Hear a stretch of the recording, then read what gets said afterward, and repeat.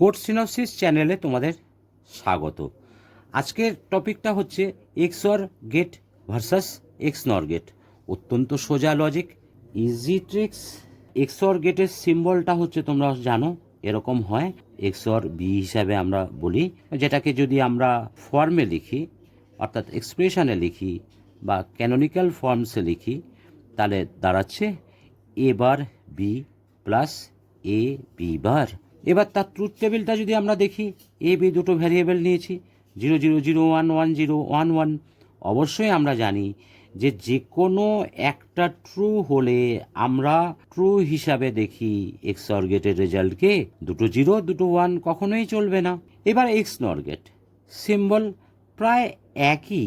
এখানে আমরা নির্দেশ করি এইভাবে যে এ ডট একটা সার্কেলের মধ্যে বি, এবং অবশ্যই এর ট্রুথ টেবিল রেজাল্টকে আমরা দেখতে গেলে দেখা যায় যে দুটো ভ্যারিয়েবল 0 0 0 1 1 0 1 1, তার অবশ্যই যে দুটো 0 0 হয়েছে বা যে দুটো 1 1 হয়েছে, দুটো ইনপুটকেই 0 0 হতে হবে, দুটো ইনপুটকেই 1 1 হতে হবে।